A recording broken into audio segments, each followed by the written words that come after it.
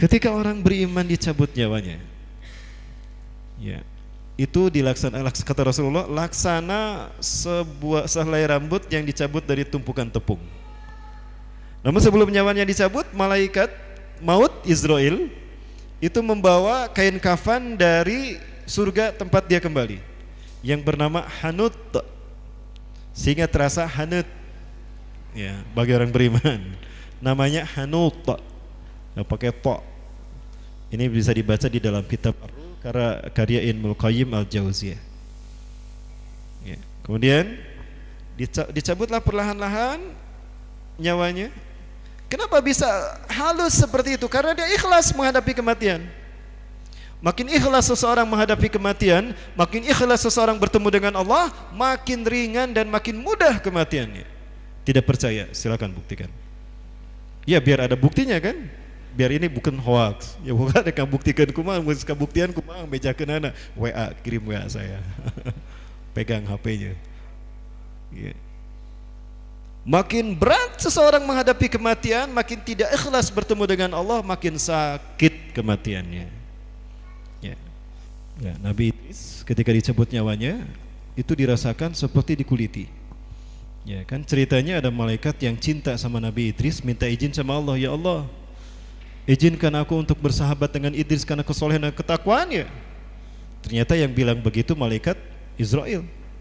Allah mengizinkan malaikat Israel untuk bersahabat dengan dengan Nabi Idris, tapi Allah batasi 3 hari ya.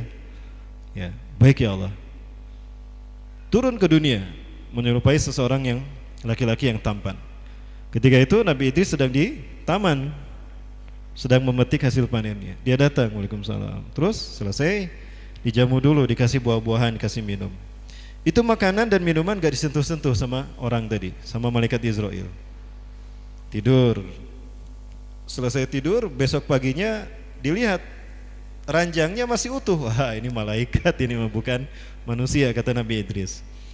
Disuguhi lagi makanan yang panas, tidak disentuh juga. Makin yakin aku, kamu malaikat ya, sebetulnya kamu bukan manusia.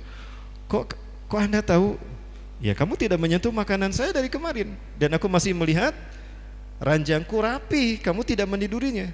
Maka jujurlah orang tadi, ya aku Israel. Ah, kebenaran mana Israel ya? Benar Israel, kumaha damang. Karena aku Israel, tolong cabut nyawa saya. Loh, maksudnya aku ingin tahu bagaimana rasanya kematian. Subhanallah, Nabi Idris tuh. Kalau kita gimana? Ada Israel datang bertamu, punten ya Abi beri angkat. Maka ini Israel datang diminta agar nyawanya dicabut. Tolong cabut nyawa saya. Loh, aku datang ke sini atas izin Allah karena aku ingin bersahabat dengan Anda. Aku dapat izin 3 hari. Ya. Enter permitnya 3 hari, ini pisah saya 3 hari di sini. Anda malah minta kematian. Gak tahu, mintakan pada Allah. Benar ini Nabi Allah? Iya, aku sungguh-sungguh. Aku ingin merasakan bagaimana rasanya kematian. Ya ke Anda, Nabi Idris, abang Nabi loh nih. Pergi dia kepada Allah, menyampaikan apa permintaan Nabi Idris, dikabulkan. Ya. Gimana udah siap Nabi? Ya, mati. Gimana ini? Dicabut nyawanya tuh. Perlahan, subhanallah. Bagaimana keringat Nabi Idris itu mengucur deras. Ya, bagaimana seluruh tubuhnya dari ujung kaki sampai ujung rambut bergetar begini. Ya. Malaikat maut ini sambil menggenggam arwahnya, ruhnya Nabi Idris, dia menangis. Ya Allah, aku datang ke sini ingin berteman dengan orang yang saleh, malah dia mati atas izin dengan takdirmu ya Allah. Maka dibawa tuh ruhnya, ya Allah, ini ruh Idris alaihissalam, Nabi engkau dan Rasul Anda yang kau utus. Ya. Terus kenapa wajah kamu murung? Aku kan mendapatkan izin dari engkau untuk bersahabat dengannya. Dan kenapa engkau mengizinkan ketika dia meminta kematian? Aku ingin bersahabat dengan dia. Kalau begitu balik lagi, kembalikan lagi ruhnya kepada dia. Dibalikin lagi tuh ruhnya. Ya. Begitu dikembalikan lagi ruh Nabi Idris bangun lagi. Alhamdulillahilladzi ahyana ba'da ma amatana wa ilaihin nusyur. Loh, kok aku hidup lagi? Ya kan aku belum tuntas, baru juga bertemu. Kan 3 hari jatah saya dengan kamu. Tapi aku dapat izin dari Allah untuk membawamu ke surga. Mau? Yuk jalan-jalan tuh ke surga. Ya, diperlihatkan bagaimana indahnya surga. Wah, luar biasa Nabi Idris. Tidak bisa berkedip. Selama dalam surga tadi Nabi Idris terbelalak matanya dan tidak pernah malas mengucapkan subhanallah walhamdulillah wala ilaha illallah wallahu akbar. Ketika melihat sesuatu yang mengagumkan di surga, dia mengatakan hada ma wa'adana Allah wa rasuluhu wa sadaqallahu wa rasuluhu wa ma zadahum illa imana wa taslima. Inilah yang Allah janjikan dan dijanjikan Rasulnya, dan Allah tidak pernah menyalahi janjinya. Begitu pula Rasulnya. Dan bagi orang beriman akan bertambah iman dan berserah diri kepada Allah. Idris sudah selesai waktu kita. Yuk kita turun kembali ke dunia. Pinter tuh Nabi Idris. Itu sendalnya ditinggal di sana. Sebelah. Turun ke bumi. Udah ngobrol-ngobrol gini. Di mana ya sendal saya ya? Pinternya Nabi Idris tuh. Nggak ada ya. Kemana ya? Nyari apa wahai Nabi Allah? Sendal saya nggak ada sebelah. Yang bener, iya nggak ada. Di mana sendalnya? Lupa kali tadi. Ah iya, tadi lupa ketinggalan di surga. Gimana? Anda bercanda? Tidak, demi Allah. Aku ingat, aku tertinggal di surga, itu sendalku. Jadi tolong dong ambilin. Masa nggak saya sebelah? Kan nggak boleh pakai sendal sebelah. Balik lagi itu Nabi Idris ke surga bersama malaikat. Setelah diambil surganya, begitu mau keluar Nabi Idris menolak untuk keluar. Itu surga yang di langit yang kelima kalau tidak salah. Ayo kita keluar. Nggak mau. Aku betah di sini. Ini lebih baik bagiku daripada di dunia. Tapi Anda tidak boleh di sini kecuali Anda sudah mati. Kan aku sudah mati tadi. Oh iya, malaikat Israel. Akhirnya pergi malaikat Israel kepada Allah, dan Allah mengizinkan Nabi Idris tinggal di surga itu karena sudah mati.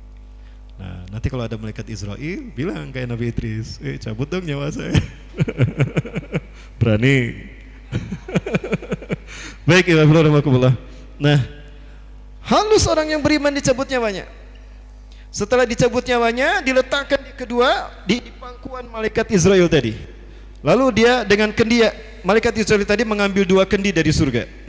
Kendi pertama berisi air yang menjadi air dari surga yang menjadi tempat kembalinya di danau yang ada di surganya. Dimandikan dari ujung rambut sampai ke ujung kaki. Setelah itu baru diambil kendi yang kedua, disiram dengan wewangian. Itu adalah wewangian surga yang diambil dari surga tempat kembali. Selesai begitu lalu dibalut, dibungkus sebagaimana kita membungkus jenazah, mengkafani jenazah. Selesai dibawa dipangku ke menghadap kepada Allah. Setiap sampai ke pintu langit dia berkata, Assalamualaikum iftahil bab. Assalamualaikum, buka pintu ini. Malaikat penjaga pintu langit berkata, Man hadza? Siapa ini? Ana Israil, saya Israil. Buka pintu langit ini. Ketika dibuka, Masya Allah, subhanallah, ma'at ya bahadar ruh. Betapa harum ruh ini. Ruh siapa ini Israel? Ini ruhnya URB dari Bandung. Amin. Oh, betapa harum ruhnya. Tunggu malaikat, aku ingin berlama-lama dengannya. Jangan kau segera pergi. Aku ingin berlama-lama dengan harumnya ruh orang ini. Setiap pintu langit begitu yang terjadi. Ketika sampai menghadap kepada Allah, jasadnya sudah dikuburkan. Pergi orang yang menguburkannya, maka Allah berfirman, malaikat berkata, Ya Rabb, hadza ruh fulan ibnu fulan. Disebutkan sebaik-baik nama ketika di dunia. Ya Allah, ini ruhnya si fulan bin fulan. Apa kata Allah? Arjihu ila qabri. Kembalikan dia ke kuburnya. Ya. Lapangkan kuburnya seluas mata memandangnya. Dan berikan kepadanya hidangan yang akan menjadi hidangan dia di surganya nanti.